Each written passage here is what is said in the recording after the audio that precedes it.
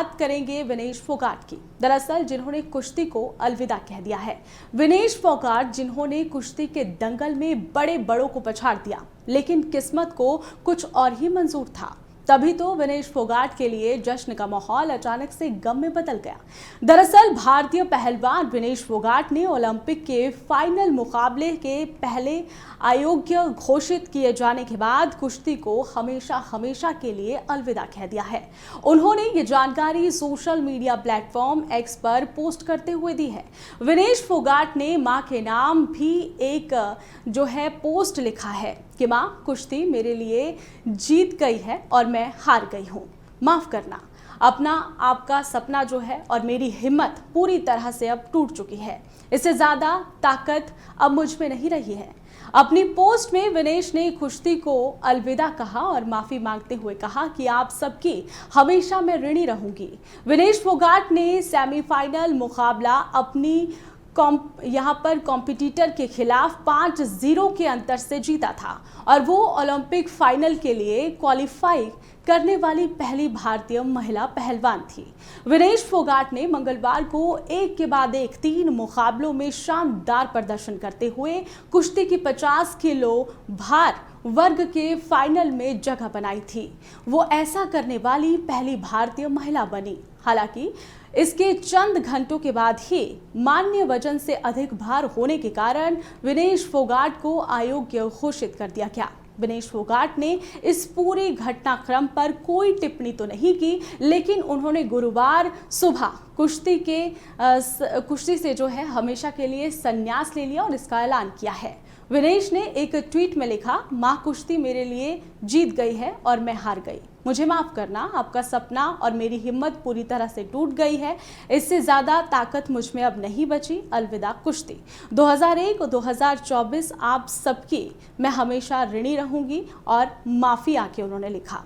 अब बात करते हैं कि जश्न का माहौल आखिर गम में कैसे बदला।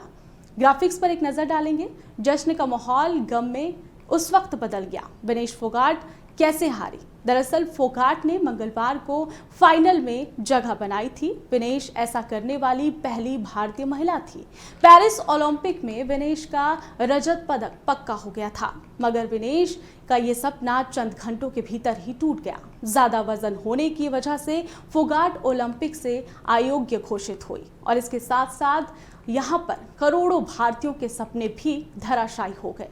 दरअसल हरियाणा के मुख्यमंत्री नायाब सिंह सैनी ने भी विनेश के ऐलान के बाद उन्हें सबके लिए चैंपियन बताया है और कहा है कि विनेश का स्वागत एक यहाँ पर मेडलिस्ट के तौर पर ही हरियाणा में किया जाएगा। वहीं अमेरिका के दिग्गज कुश्ती पहलवान जॉर्जन बारो विनेश फोगाट के समर्थन में उतरे हैं। उन्होंने मांग की है कि विनेश फोगाट को कम से कम सिल्वर मेडल दिया जाए।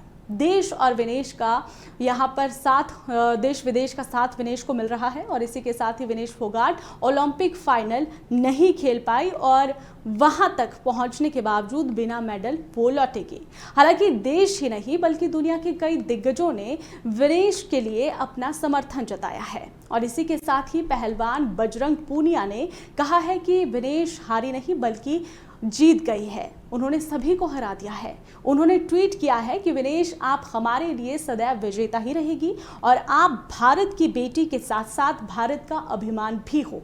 वहीं साक्षी मलिक ने ट्वीट किया है कि विनेश, तुम नहीं हारी, ये हर वो बेटी हारी है जिसके लिए तुम खड़ी रही और तुम जीती हो। इसी के साथ ही बजरंग पूनिया और साक्षी मलिक उस भारतीय पहलवानों में से शामिल है जिन्होंने पिछले साल कुश्ती महासंघ के तत्कालीन प्रमुख और बीजेपी नेता बृजभूषण शरण सिंह पर यौन शोषण के आरोप लगाए थे।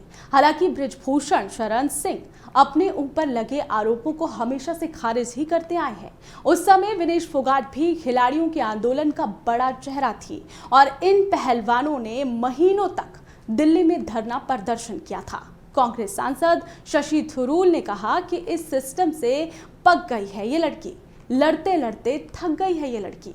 ओलंपिक के गोल्ड मेडलिस्ट रहे अमेरिकी रेसलर जॉर्डन बरो भी विनेश के समर्थन में उतरे हैं। उन्होंने विनेश फोगाट को यहां पर सिल्वर मेडल दिए जाने की मांग की है और साथ ही ओलंपिक के नियमों में बदलाव को भी उन्होंने यहां पर जरूरी बताया है।